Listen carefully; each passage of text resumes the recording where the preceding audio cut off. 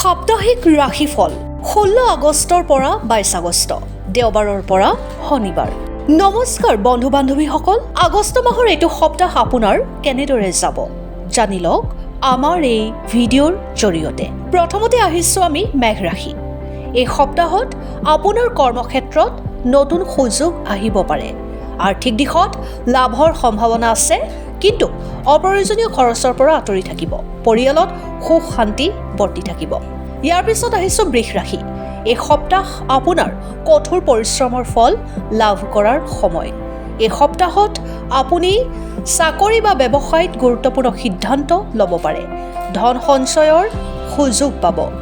প্ৰেম আৰু পাৰিবাৰিক সম্পৰ্কৰ ক্ষেত্ৰত ভুল বুজাবুজি দূৰ হ'ব। ইয়াৰ পিছত আহিছো আমি মিথুন ৰাশি। এই সপ্তাহটো নতুন কাম আৰম্ভ কৰাৰ বাবে ভাল। আপোনাৰ যোগাযোগৰ দক্ষতাই সফলতা আনিব পাৰে। এই সপ্তাহত দূৰণিবতীয়া ভ্ৰমণৰ সম্ভাৱনা আছে। এই সপ্তাহত আপুনি স্বাস্থ্যৰ প্ৰতি অলপ অধিক যত্ন লওক। ইয়াৰ পিছত আহিছো আমি কৰ্কট ৰাশি। এই সপ্তাহত আপোনাৰ কৰ্মক্ষেত্ৰত দায়িত্ব বৃদ্ধি পাব পাৰে। আৰ্থিক দিশত সপ্তাহটো শুভজনক হ'ব। কোনো পুৰণি বন্ধুৰ পৰা সুখবৰ পাব পাৰে। আপোনাৰ ঘৰুৱা বিষয়ত ধৈৰ্য ধৰাৰ প্ৰয়োজন। ইয়াৰ পিছত আহিছো সিংহ ৰাশি। এই সপ্তাহত আপোনাৰ আত্মবিশ্বাস বৃদ্ধি পাব। চাকৰি বা ব্যৱসায়ত আপোনাৰ উন্নতিৰ সম্ভাৱনা আছে। আপোনাৰ নতুন উপাৰ্জনৰ পথ মুকলি হ'ব পাৰে। প্ৰেম আৰু দাম্পত্য জীৱনো সুখদায়ক হ'ব। ইয়াৰ পিছত আহিছো কন্যা ৰাশি। এই সপ্তাহত আপোনাৰ পুৰণি কোনো সমস্যা সমাধান হোৱাৰ সম্ভাৱনা আছে।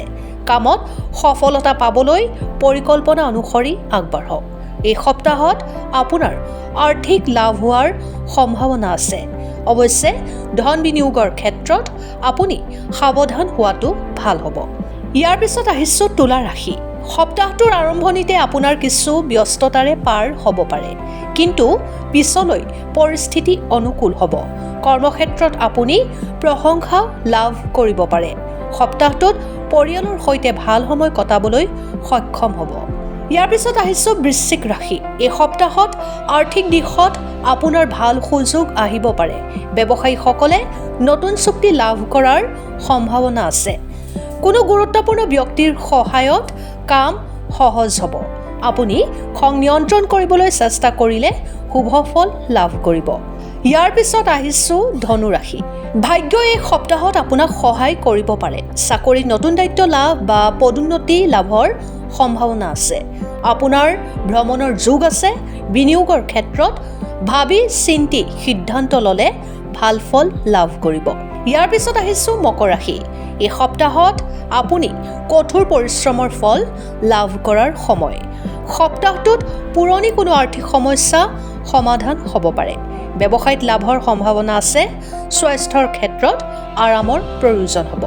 ইয়াৰ পিছত আহিছো কুম্ভ ৰাশি। এই সপ্তাহত নতুন চিন্তা আৰু পৰিকল্পনাই আপোনালৈ সফলতা আনিব পাৰে। কৰ্মক্ষেত্ৰত আপোনাৰ প্ৰতিভাৰ মূল্যায়ন হ'ব। এই সপ্তাহত আপোনাৰ আৰ্থিক লাভৰ সম্ভাৱনা আছে। বন্ধুৰ পৰা ভাল খবৰ পাব পাৰে। ইয়াৰ পিছত আহিছো আমি মীন ৰাশি। এই সপ্তাহত আপোনাৰ মানসিক শান্তি বৃদ্ধি পাব। নতুন কাম বা প্ৰকল্প আৰম্ভ কৰাৰ সুযোগ আহিব পাৰে।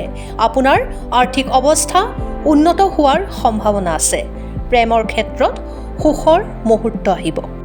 এই সপ্তাহটোৰ শুভ ৰাশি সিংহ, ধনু আৰু বৃশ্চিক। আৰ্থিক দিশত শুভ ৰাশি বৃষ, মকৰ আৰু কুম্ভ। প্ৰেম আৰু পাৰিবাৰিক ক্ষেত্ৰত শুভ ৰাশি মেঘ, সিংহ আৰু মীন।